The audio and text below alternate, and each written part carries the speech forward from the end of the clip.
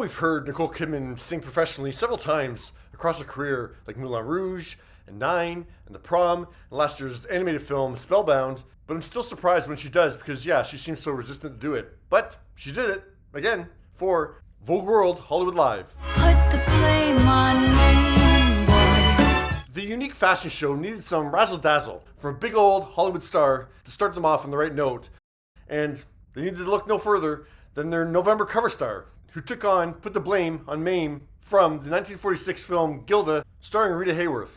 Put the blame on me, boy. Put the blame on me.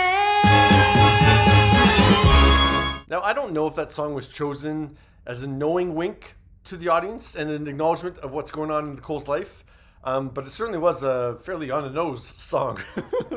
Because, yeah, much of Nicole's narrative, not that she's really controlling it, but much of Nicole's narrative right now is certain media outlets are trying to put the blame on who or what was the cause of Nicole and Keith Urban's marriage ending after 19 years in September.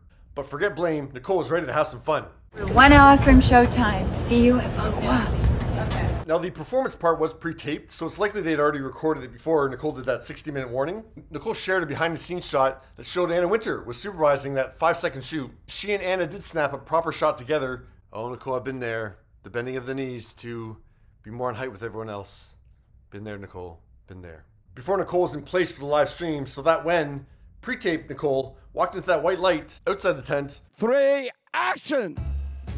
And reverse tracking. Live Nicole was ready to take over from there, and it was seamless. Yes. Extras, give it to us, extras. We're paying you double time. Keep the focus. Yeah, Nicole did a solo walk to open the unique runway show. And do you recognize the director's voice? Hold. She rejects. And the hair. She kicks them back. She sees her future. Hold the thought. That would be Baz Luhrmann, who directed Nicole in her first on-screen singing role in Moulin Rouge, and he also directed the movie Australia, but let's just leave that one alone. And cut! We have it! That is an awesome day. Thank you, we've got a game. Now, walking in fashion shows is not something that Nicole normally does, and actually, on October 26th, for the last 19 years, I don't think she's been doing any work, because she's been celebrating her husband's birthday, Keith Urban. But her schedule freed up this year for October 26th, so she thought, okay, sure, I'll go walk in a Vogue fashion show and sing Rita Hayworth. Okay. We're losing light. I want to move this to the next shot very, very quickly. Can you keep the same hair? Hair and makeup. Okay. Same costume, right? A costume change, same hair. Now, after her opening bit was done, Nicole got to sit right by the runway and watch everyone that followed her. Action, KJ! Including Kendall Jenner, who followed Nicole in her Moulin Rouge outfit. She wasn't on edge when a Nucky Eyes Edward Scissorhands came up to her. And you can see her giving some one-shoulder action as Doja Cat performs.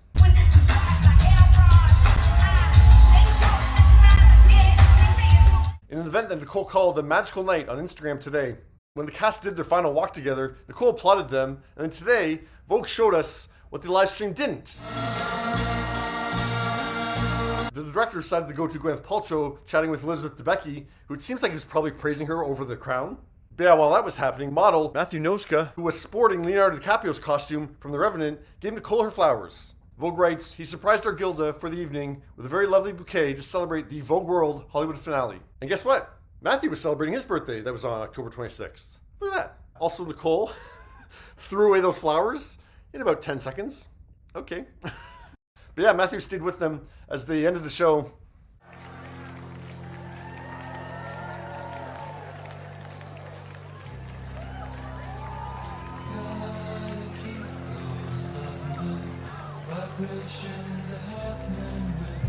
Cast and crew,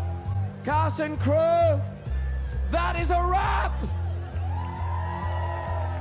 Now I'm curious to know if Vogue put him up to that, like giving her flowers, or that was Matthew on his own doing that. But yeah, I guess there was no hard feelings over the thrown flowers because Matthew and Nicole were seen embracing inside the soundstage a few minutes later.